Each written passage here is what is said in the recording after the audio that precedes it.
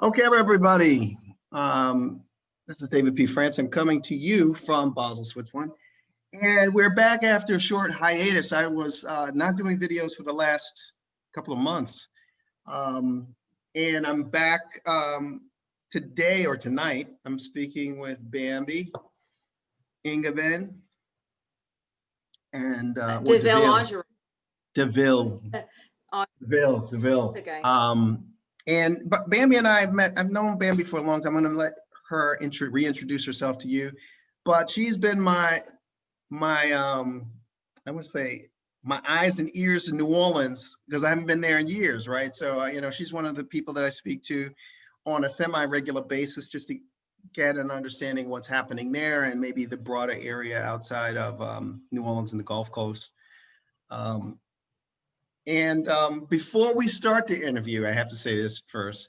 Make sure that you like the video, subscribe to the YouTube channel, share the video with everyone that you know, spread the word about what we're doing. We're talking with creatives and creative people who are, how do you say, inventors, artists, dancers, writers, producers, thought leaders, right? Now we're going to be talking to Bambi. Bambi, how are you?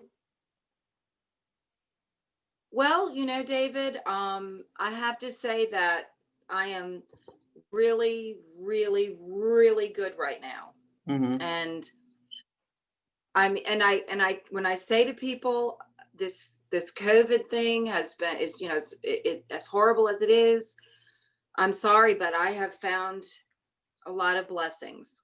Mm-hmm. And yeah, so yeah. Well, But I mean, I'm not sick. And right. I do fortunately have a few friends who have passed, and I've had friends who've had it. I've not gotten it, so I haven't had to deal with that part of it. Mm-hmm. But okay, being in New Orleans, you know, we've talked about this before, and more than I think even New Orleanians really understood how much our city is so dependent on tourism. And as much as we love our city and we still have our culture, well, even our culture has been, you know, kind of halted. We're not having Mardi Gras. There's no carnival season, although I guarantee you there will be people on the street for carnival. Mm-hmm. There's no real Mardi Gras this year. We didn't have Halloween, which is huge here. We had no Voodoo Fest, you know, so things that like we enjoy.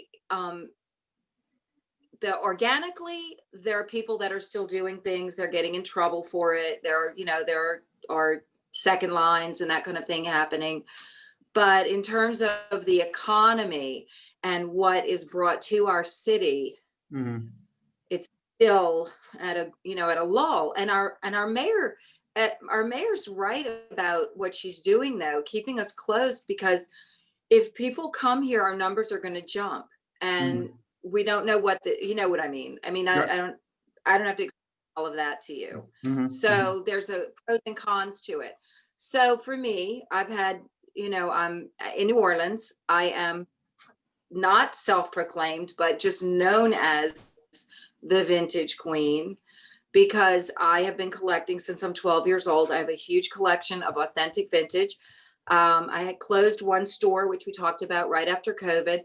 I've kept a little store in the French Quarter, thinking that, you know, it was going to work because we're in the French Quarter, but it's been dead. Mm-hmm. We have so many issues to discuss. The landlords, the you know, people that are just not working with their tenants at all. People that and it's like, as a tenant, my thing is, you know what? I'm done. My landlord lied to me. He lied to me to keep me in the space through the summer.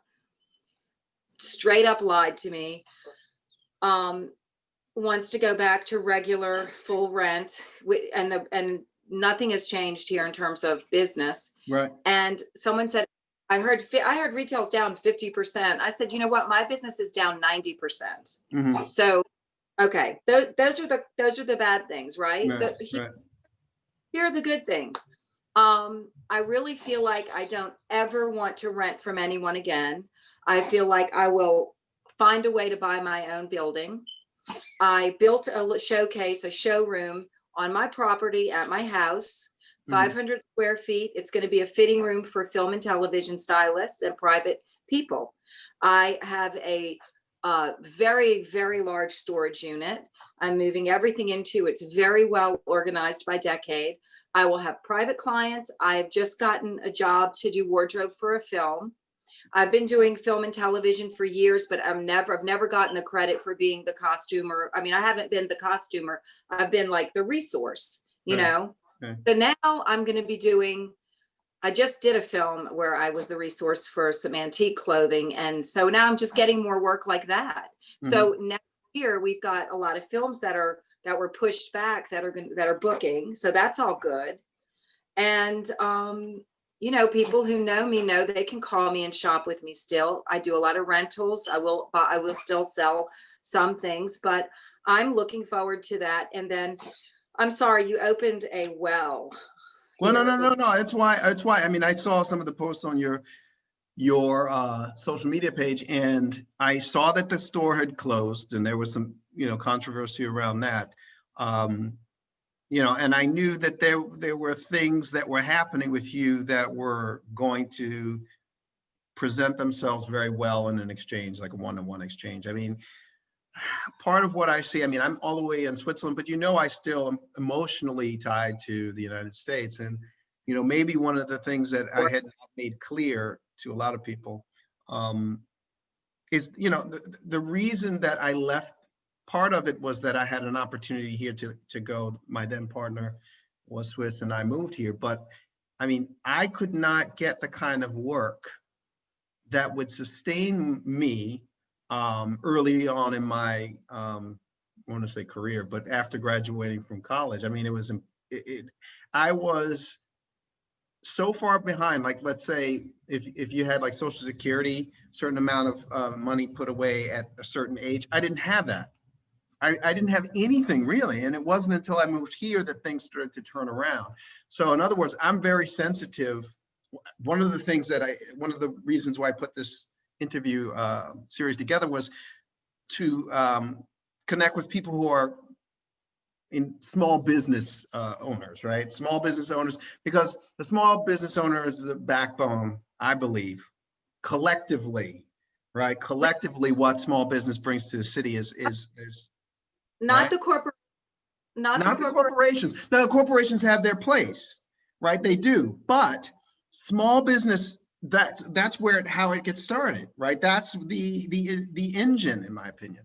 I'm just being sarcastic Right, but because I mean, I understand, like, just like government, a corporation can do great things, but usually the people that are in the corporations are not of the same mindset that the small business owner has, right? It's an entrepreneurial perspective versus company person, right? So I mean, I understand what's going on, and I knew even what was about to happen, which is why I started the channel. I good for knew you. what was coming. I knew what was coming. I said, "Uh-oh, here we go." I was like, I, "David, you put yourself out there and make it happen." I will tell you though, you know, again, like that, the positives about it are we're actually more connected now because of it, because we're all going online to be able to communicate. Right, We want to communicate more because we're all feeling so isolated. right. Um, the just what you were saying about knowing what was going to be happening, it's so interesting because I had listened to some economists when this first started, Mm-hmm. and um, they were pretty much saying it's going to be a couple of years. Mm-hmm. Like, and everybody was not saying that, and like you know, people were like, oh, this is going to be over in a few months and we'll be done No. by Christmas, whatever. And I'm thinking, well, that's just not what these smart people are saying. You know. Mm-hmm. And I Mm-hmm. said that to my landlord. I said, I don't see, you know, I'm not sure, whatever. That's another conversation. But now I just spoke to a friend of mine who has a shop here, and maybe, you know, their situation's a little different because they have a really small shop. The rent's much less. And it's also two women who are married and have other financial support.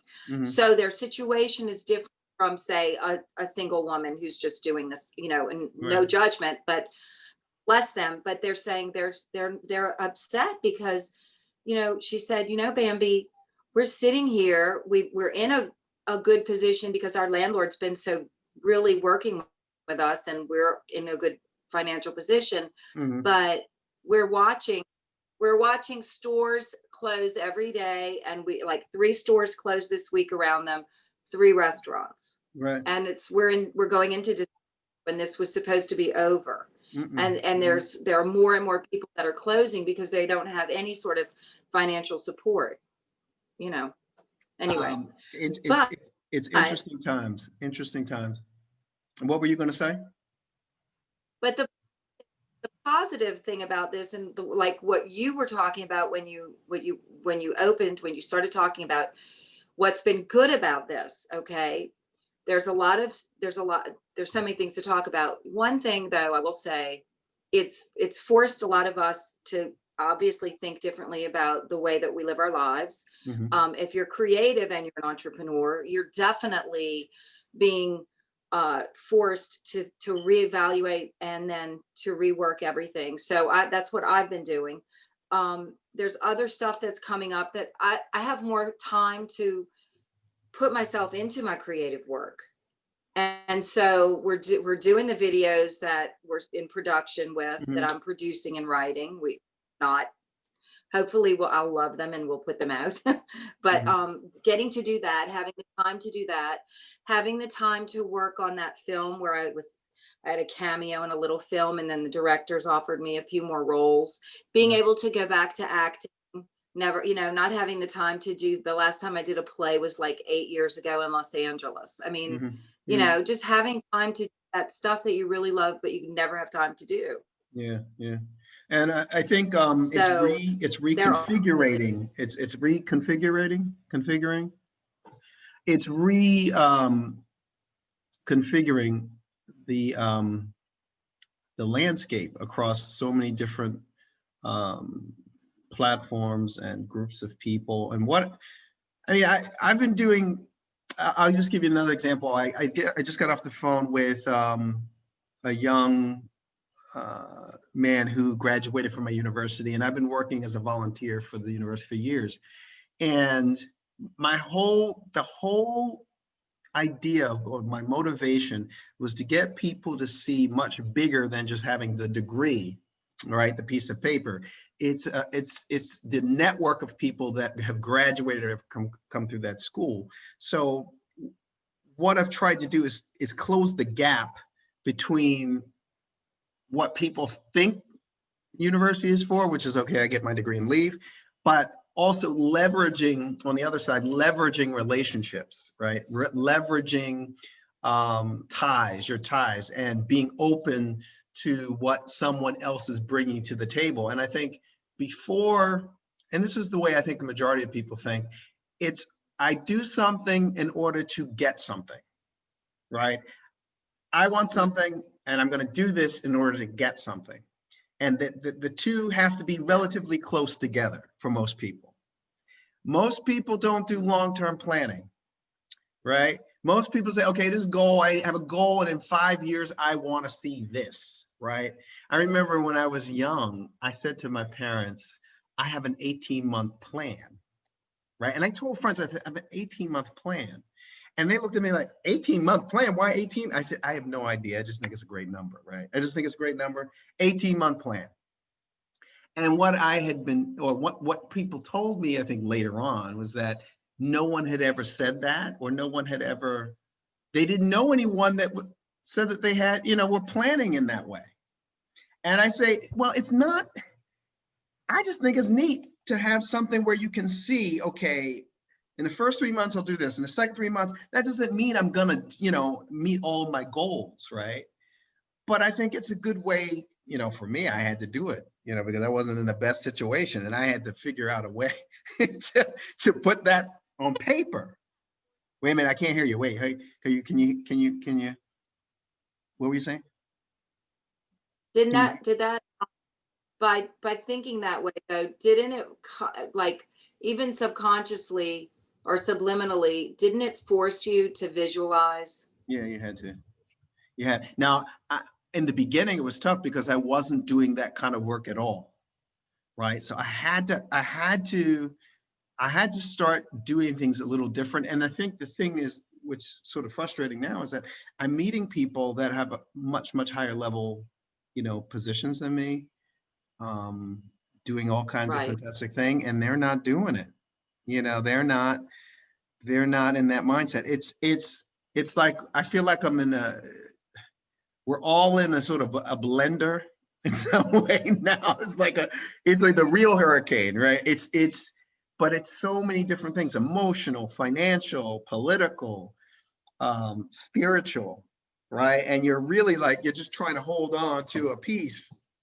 It's like the Wizard of Oz, what was it, a hurricane, and you see like the witch and the monkeys and the stuff like that, and you see the bed. It literally feels that way. And you're trying to do something to stand on solid ground, right? You're trying to, and I think the great thing about being creative is that this concept of you saying, okay, or me saying this to you, it doesn't sound weird. I'm sure it doesn't sound weird to you. I mean, you've heard lots of people talk about so many different things, but sometimes you can't bring that up in certain company, right?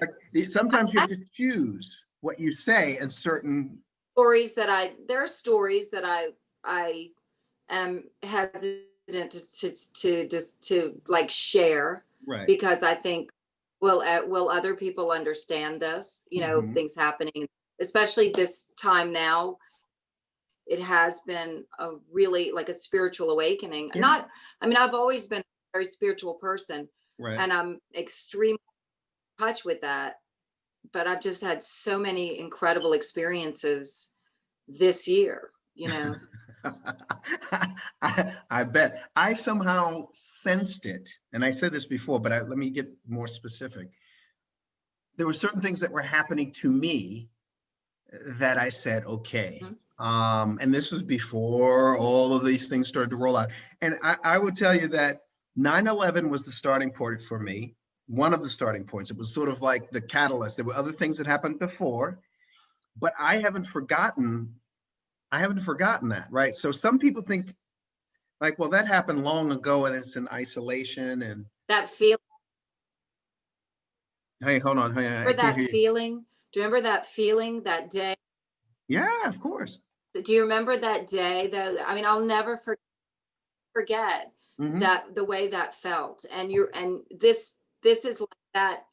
This was like that, and it became. But 9/11 was that one day that had Mm-hmm. this huge impact on us. Yes, This is a lengthy. that's right. This is, yeah. Yep. And I guess, That wasn't long term. We're still affected by it, but yeah, we're still affected by it. And I think I, what I hope is that, people in our generation really begin to really take the fact that they're here on Earth and that they have these specific rights as human beings, that we have to start to really take them more seriously, and whatever it takes for us to really own them. I hope that happens as a result. I mean, the bad thing is that, there's people out unemployed and, people that are struggling, but I hope as a result of the struggle that we come together and realize what is happening to us as a people. We're losing our rights, not only our civil rights, but our human rights. And okay. you So know, I want to say, when you're saying this, mhm, and I remember saying to someone during all of these things that were happening this year, mhm. where is Amnesty International? Where are our human rights? Where are those people that were supposed to be the advocates? But there's so many, we're dealing with so many issues right now. And I went this morning, I went this morning for a massage because I have, I have to get one. Right, It's, right, I uh, understand. physical therapy, right? So It's self-care, but we know that, but it's not an indulgent thing. It's like, it's a necessary thing for me, Yeah, I massage. understand. So anyway, I love my massage therapist, and we were just I was like, well, why? What I don't understand is, and this is maybe something controversial to say, but why is it that we don't have some genius fucking 30-year-old going, I've got the answer, and like comes out and creates like a situation where we've got really smart people running our government who Mhm. really care about us and the planet. And why does it feel so much like we just keep having the same people who don't seem to really understand? And she goes, well, solar energy is so new. And I said, solar energy is not new. I took a solar energy class in college. That was a while ago. Solar energy's been around. LSU had a solar energy program. I mean, we've had solar energy available to us for a long time. Mhm. Maybe there's no money in it. Maybe they Mhm. haven't figured out how to make enough money off of it. Whatever the reason is, we do have these things that would make our planet healthier and better. I'm saying something that all of us already really know. But how is it that the people who are in charge of making those decisions or choices don't seem to be even conscious of this? Yeah. Why is it that we keep voting the same people into office, are having such a struggle and a fight to get people who are in office for the right reasons? Like they always say, the good people don't run for president. No. The it's a Sorry, I brought up politics. No, I'm no, no, sorry. but it's true. And I think that's where we are at the moment. Yeah. Part of it has to do with there's a generational shift happening. In my But current job, I'm one of the oldest. I'm not sorry. fast. I mean, it's happening, but it's not happening like it's if the generational shift is happening, why is it that we don't have smarter 40 and 50-year-olds?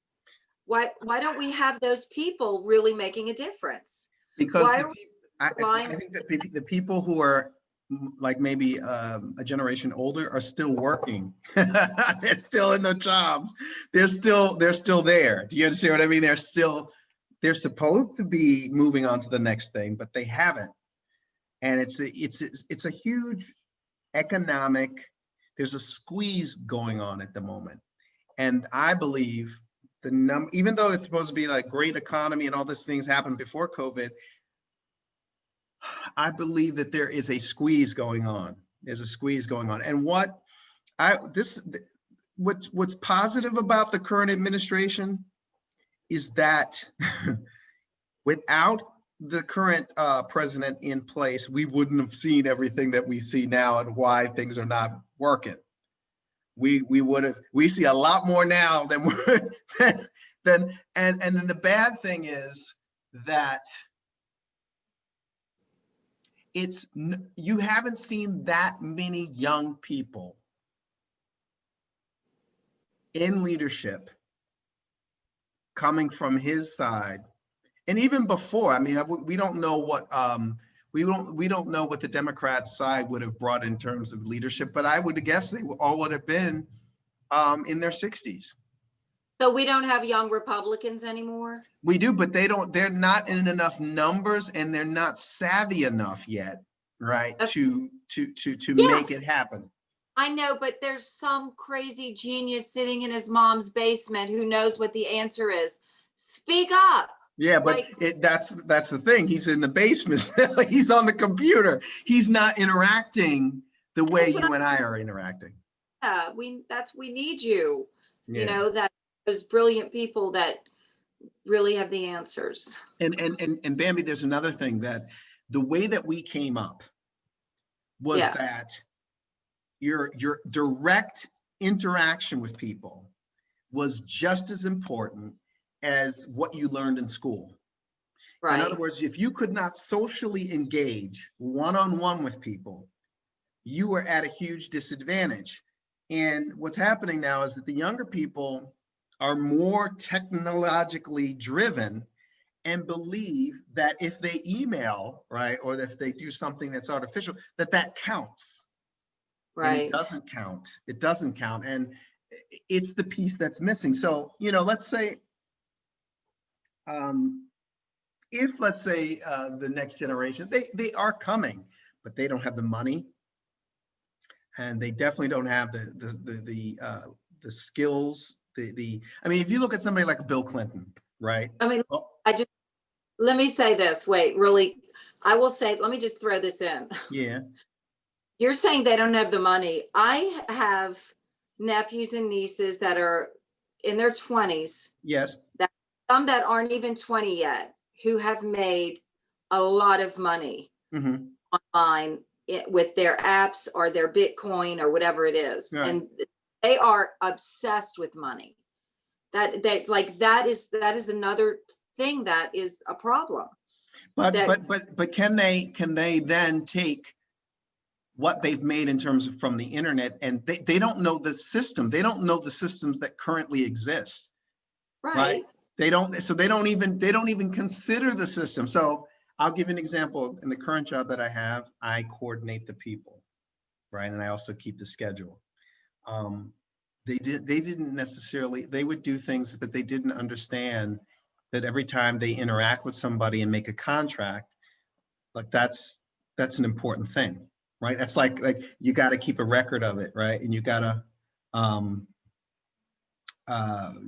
to make sure that, you know, the bills are paid on time, right? And that you have a relationship with your vendors, right? Like things that you do, like, you know how to do in a huge way, right? That's the part, the engagement part is what's missing, right? So even if somebody came along and they made all the money online, they wouldn't even know what to do with it. They wouldn't even know how to start, you know, going down the path, because that's not even their default. Where for you and I, our default in my eyes, that was our default, right? You go to school, but you got to know how to talk to people, or you got to have, you know how to engage one-on-one. And if you look at somebody like Bill Clinton, right? Bill Clinton was the master. Like as a young person, he was doing this kind of thing. Him speak. Huh? Still Still like he to could, listen. yeah. Yeah. Yeah, and this is just as important, if not more important, than the technological, right? So you have somebody like the Facebook guy, but is he really, I mean, is he politically savvy? No. Oh, right. No. You know, no, right? Would you want to see him run for president? No. No. No. You know, it's funny though what you're saying, because one of my girlfriend's son was going off to college, and we were in the car and he was saying, you know, I'm nervous and all this about, you know, the school is so big and there's so many people and this and that. And I said, let me tell you what's important. You have good personal relationships with the people around you and you'll be fine. Yeah, sure. And he went, wow. I said, yeah, they're all just people too. You know, you just connect to the people around you when you're in school. Create your own personal relationships with people. That's what is important. Mm-hmm. And I Yep. thought mother said that was just great advice. Because Because usually, yeah. It makes them also focus on what's more important. And also, when they're going to school, they're literally going there to get something, right? They're going there to get something. And what I'm saying, we all know that you got to get something, right? We know that you got to have the degree. Yeah. But what my argument is, or my position is, like, leave a mark, right? Don't go and just be a hollow. You know, you go there, you leave a mark, and leaving the mark means that you're giving and not just taking, right? Like you're there bringing value, and you're just not sitting in the class doing tests so you can get out and get your degree and then move on, But right? also, but the other thing is that that is very much what I was addressing. But to me, and I know that for me, like even in high school, especially, I realized that I wanted to have personal relationships with as many people as possible. I wanted to get to know the people that I was in school with. I was lucky because I went to a very small high school, but I realized afterwards the greatest thing I took away from that was not like the education or whatever. It was really the lifelong friendships that I've made. And I think there's so many people that I went to school with. And I mean that if I was a senior, they would be freshmen and I would create a relationship with them because I also remembered how difficult it was to be a freshman and how, you know, you're nervous and people don't talk to you. And I was like, I don't want to be one of those people in my school. I don't want to be one of those upperclassmen who thinks they're better than a freshman, and I'm not going to be friends with them or speak to them Yeah. ever. You know, anyway, so it's those personal relationships Mhm. that really you hold in your heart for the rest of your life. Yep. That's Well, and look, bringing it back to what's going on now. When you said, well, where are the people and this and that, I think one of the reasons why I created the platform was to put into motion this very thing that you're talking about. So I knew that there are a lot of people out there who were smart, but we weren't having them conversations. We weren't right. having a conversation. And look, that first video that you did, I think it's one of the top videos on BitChute, right? It's like in the hundreds I don't even remember, and I was so nervous. I don't yeah, even. I haven't it's even watched it. Like I don't watch myself. I I haven't haven't watched. watched them all either, but you know, I think I listened to one the other day and I was like, wow, this is powerful. It was someone who was from Mississippi, her family was from Mississippi. They moved to Detroit. She ended up going to law school, but her family were cops, right? Black woman went to, I knew her, and she was in her first year of law school was at Tulane, and then she transferred to GW. It was a phenomenal, interview. And I thought, well, I need to reach out to her and, you know, just have the conversation about why that's good. But let's say, for example, when your peers, you rise up because your peers are the ones that push you up. It's rare that somebody from the outside comes in and says, you are this and that and so on and so forth, right? It's a rare thing, but what we think is, we always think of the latter, of somebody else sort of taking you and saying, oh, she is the greatest, and pulling her all the way up.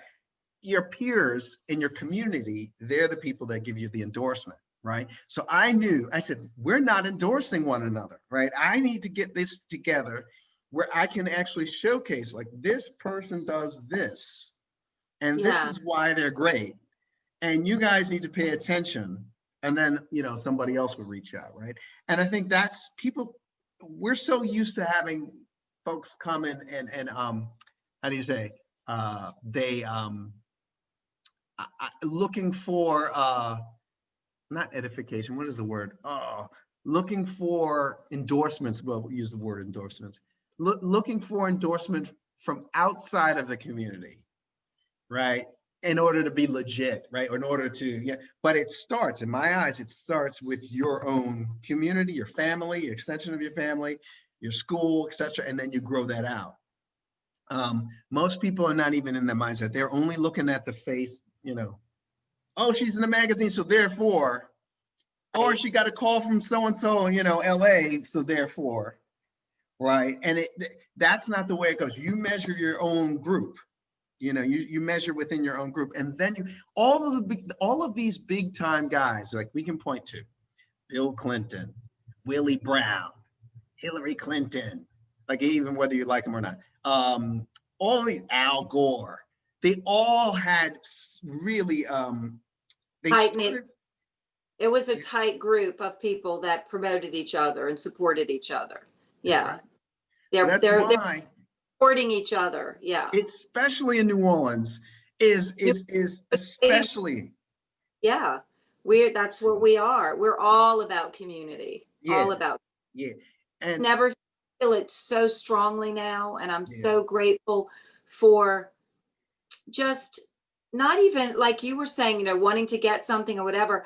The people that have come out and reached out to me during this time yeah. are people that, you know, I have known for many years. Mm-hmm. And we have built relationships over years, but I've had people reach out to me that know me from the shop that I always remember them. Maybe they come in once or twice a year, but I remember them, I recognize them. we have our own relationship. Those people are reaching out to me now for things.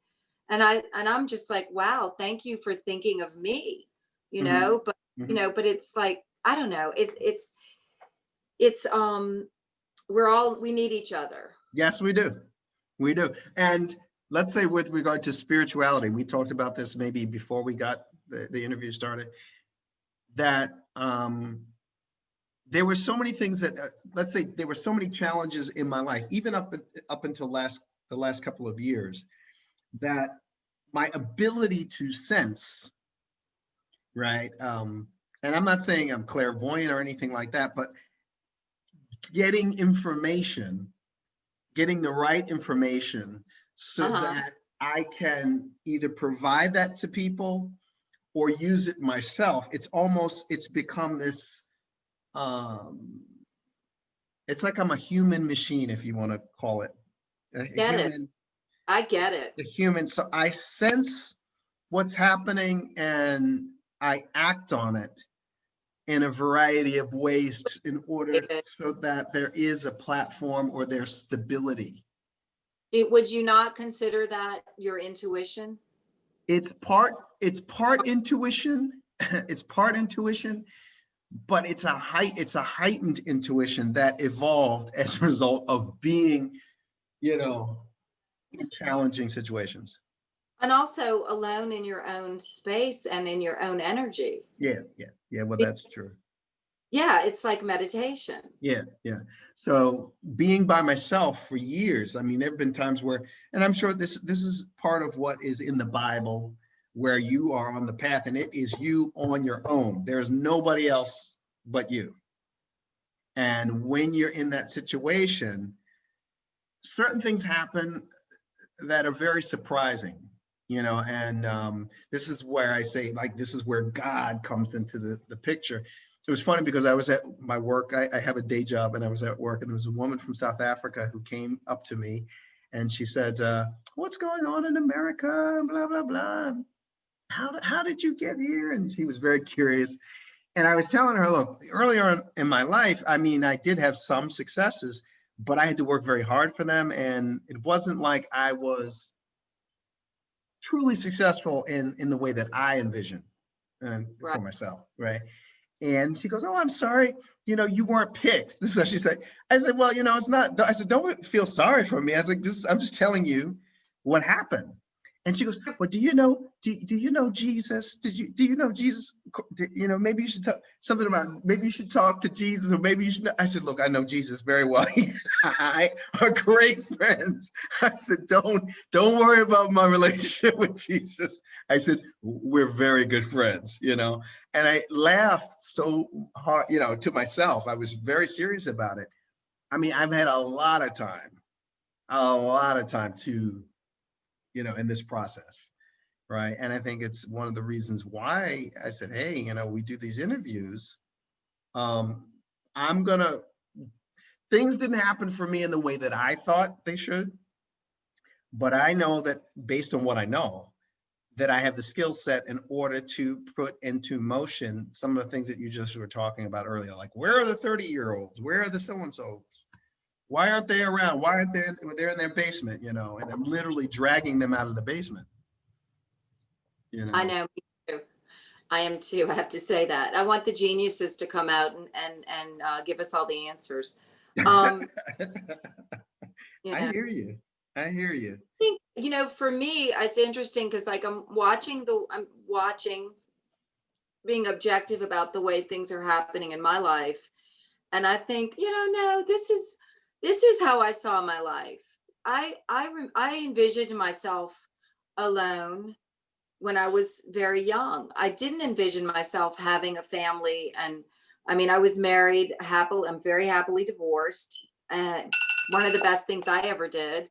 But I'm happy alone. I have 5 dogs, so I'm not completely alone. But I mean, Uh, I I thrive on being in like peace and quiet and meditation and my own energy to just reflect and allow myself to be sensitive enough to pick up those things the universe is telling me. I've been so creative during this time because I've been able to spend time alone. Mhm.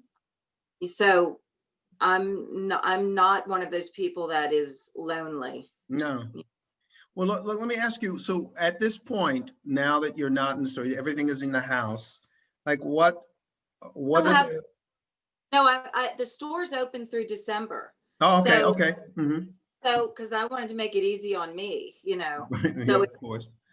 people want to see Bambi Deville Vintage and they come to New Orleans and they want to go to the French Quarter and see the shop, you can still go there right like through December, Hmm. but after that, I have a showroom and storage, and it's going to be amazing. It's Hmm. like I will be, and I'll go to people's houses. Hmm. I'm doing video styling for Hmm. people. Hmm. So in other words, they tell me what they're looking for and I show them what I think, and I know their size and their colors, and then we ship it. So I've changed what I'm doing. I've changed what I'm doing. But I've always shipped to people that I have clients where they live out of state, and I just know what looks good on them. So I've always done that. I'll ship 10 dresses to someone and they may buy all of them, they may buy two, and they just ship them back to me. But Hmm. so that's not changed. What's changed is the medium. I'm doing these video chats, and I'm starting to post, make fun of myself on Instagram and making, posting some of those. So, that's been great. I think I'm just going to have more time to work on the Bambi show, which is ridiculous, and Hmm. has changed dramatically since the initial idea. Um, I'm working on that video project, the film work as an actor, film work as a wardrobe person. I mean, I'm going to be so busy, and I'm going to be able to work from home. So my dogs are really happy, Hmm. and I won't have the overhead.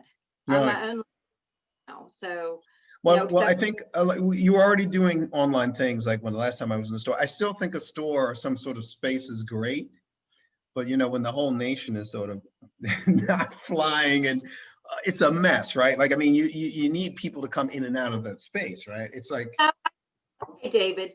So, hmm? but this is what I'm telling you. So for the last, what is it, 9 months Yeah, that we've, okay, the people that have been supporting me are the people who already know about me. right, It like 2 new customers in 9 months, right, and that didn't happen till October. right. So for me, I've got an incredible inventory. I've got a wonderful clientele and people who have good relationships, who know me, who will continue to support me. And if I'm not paying rent, let me tell you, everybody knows my business, right? I'm Uh-huh. I'm I'm very open. $60,000 I paid in rent last year. Right. Now you tell me who's stupid.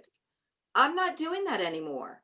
I'm Hmm. just I'm not doing it anymore. I'm either going to buy another building. I own my property where I have the showroom, and I'll pay the storage. And I love my people and they love me, and we're just going to have fun. And we're not going to deal with that. I'm not, I love having the retail as like it put me on the map, Right. but I'm on the map. Yeah. I'm on the map. So, you know what? I'm just going to change it up. Yeah. And I Yeah. and I have time for the creative stuff now, so I'm okay. Yeah. Overhead now. I'm not, I'm pretty low maintenance. Mm. What last time I was there, it may have been about 2 years ago.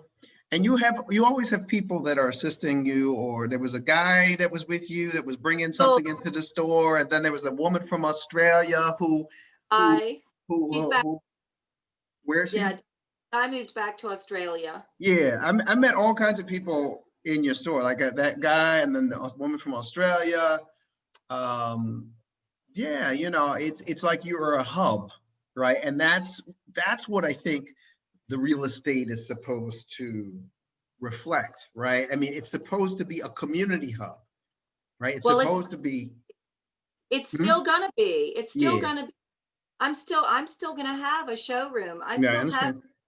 I still have those people with me. Yes. I mean, guy is in Australia renovating a church. She's Uh, amazing. Jules is definitely involved. Yeah. The Heidi's around, Jules is around, Liz is around. You know, you're talking about community and support. My niece just moved in. She's living downstairs, and she's a makeup artist, Right. and 18 years old, living in Portland. And I said, come live in New Orleans, come work on movies here. So she's going to get her, she's doing her first job on a film set Mhm. at 18. You know, it's because of that community and and us supporting each other, like you were talking about before. Yeah, yeah, you have to. I didn't You have have that, to. you You know, you so didn't have that? not at 18. No, No. no, no, no, no. Look. I graduated and I was like, all right, so what's going on? Like I expected that, right? I expected that. And that's probably one of the reasons why I've been a volunteer for so long, you know, with my university, because I know how important it is, right? I know how important it is. And it's the thing that I think, Bambi, I thought that I would be living this high life, um, you know, fancy car. Like I had this vision of, I had a much more glamorous vision of how I was going to live my life. And then it did not materialize in the way that I had envisioned. It's like, wait a minute, where's the Mercedes or where's the Jaguar? You know, like things that were material, right? And, you know, I think if you were to sum it up, the way that I was able to move to Switzerland was based on this principle that we are just talking about. Now, it didn't feel like that was going to happen when all of the, you know, the madness was happening in order for me to get here, right? But now that the dust is settled, I can say, wait a minute, there was a reason why I was in that mess, right? That's what I do, right? Do you, It's not totally off the subject, but not yeah, off the subject. Do you yes, remember the book, The Metrosexual Male? yeah, I remember. I don't remember like details, but I remember when the concept came out. Yes. My friend Michael Flocker wrote that book. Uh-huh. And I, it's like you're sitting here, you're talking about yourself in a way, and it just, for some reason, that book just flashed in front of me. I was supposed to be part of that group, but I just, you know, I skidded off the path of the metrosexual guy. I mean, I that was the direction. Like when I first came on the scene, if you want to call it that, I was in it up to my eyeballs, you know, and then like, I mean, like one thing led to another, and I'm like, wait a minute, there's no fancy this. I'm not hanging out with the glamorous people. Like, what's going on here? I had envisioned this big, you know, I was going to work for a record company and I was going to be a promotions guy. Like, I saw the whole thing, and then the reality was so different. But Um, aren't you glad that didn't happen? am I glad it didn't happen? I don't know if I have any feelings about it one way or the other. I'm observing it with sort of with a curious.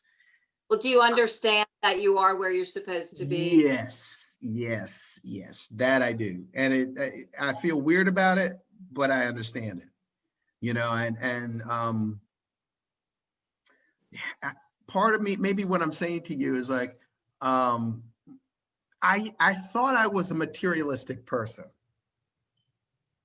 And I you realize, thought, I guess, and my actions did not reflect that at all. Now, maybe if I had been born with money, let's just put it this way, if I had been born with money and then doing all of this, oh my God, that, I mean, this would have been incredible, because then I would have been able to impact more on, you know, different levels, right?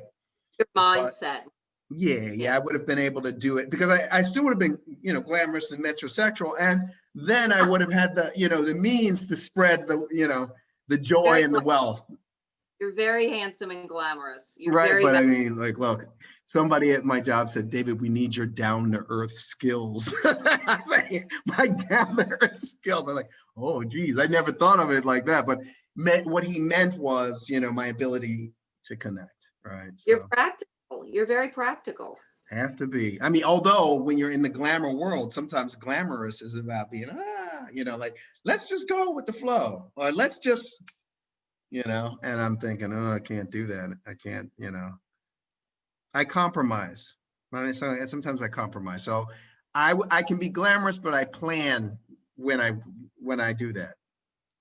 Well, that the glamorous is a facade, Right, we know, and, we you know. know, Of I course, mean, it is. But like, look, there is, and I'll say this, and I'm not going to keep you longer, but oh, there because I is wanted, there's a part of luxury and a part of what you do in terms of beauty, which used to be exclusive, but I think has become more democratized. And like when you said, "Oh, I got a massage because I need the massage," and this, and you felt like you had to explain, but massage is like status quo now.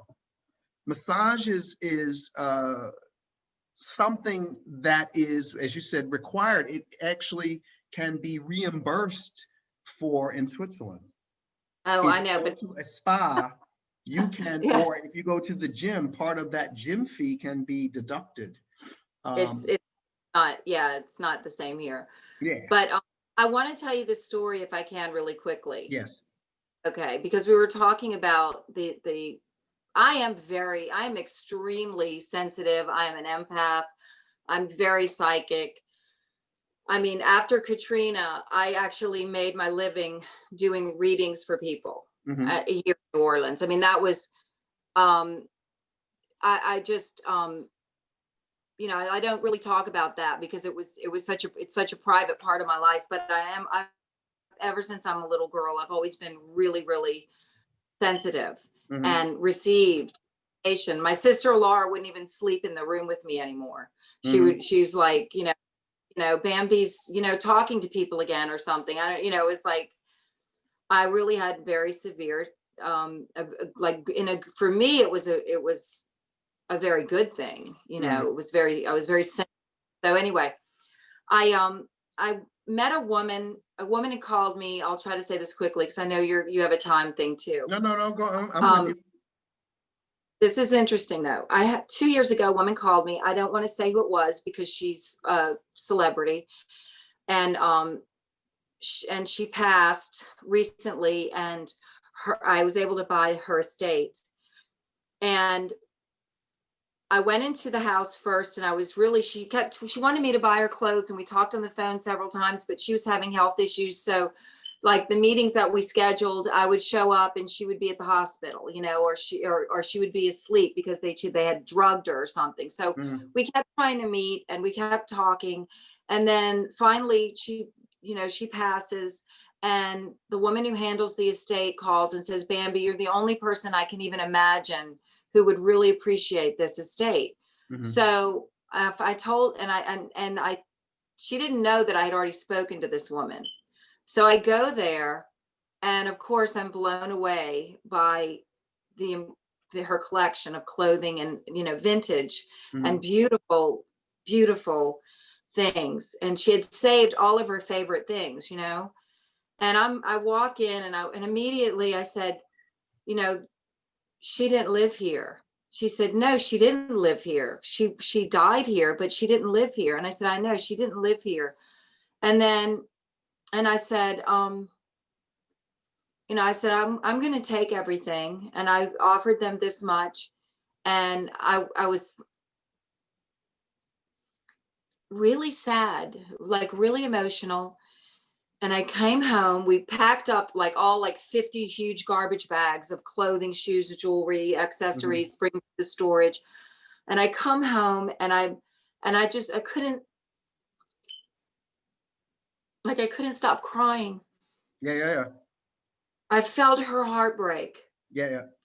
I called the woman who set the meeting up, and I Uh-huh. told her I met her. We had spoken on the phone several times, and she had wanted me to come in and get and have her collection. And she told me her story Hmm.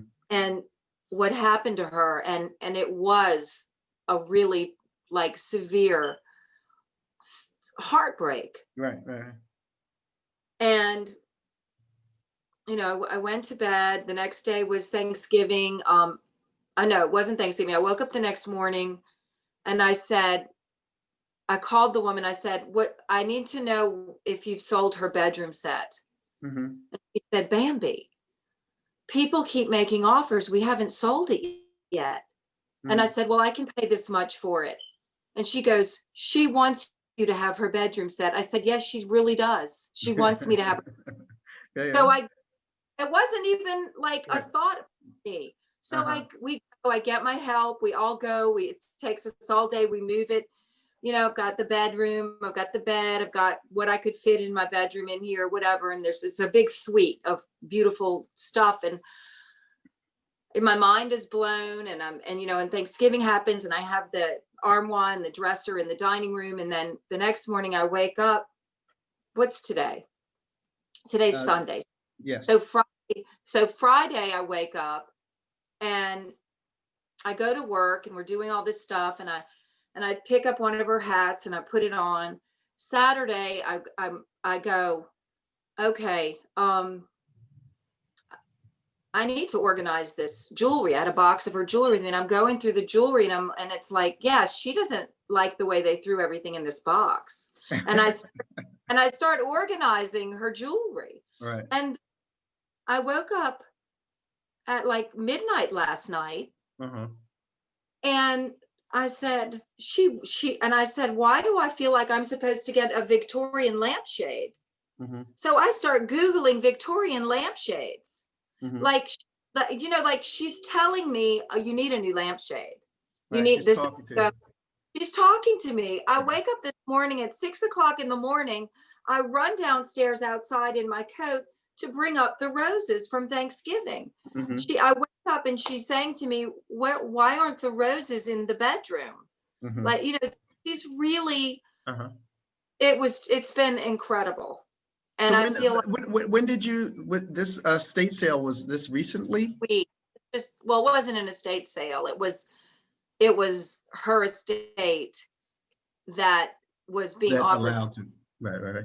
So this happened recently. Yeah. Look, Bambi, when you're telling me the story, it's not the first time that I've heard this kind of stuff. And I wouldn't say that I have experienced that in particular.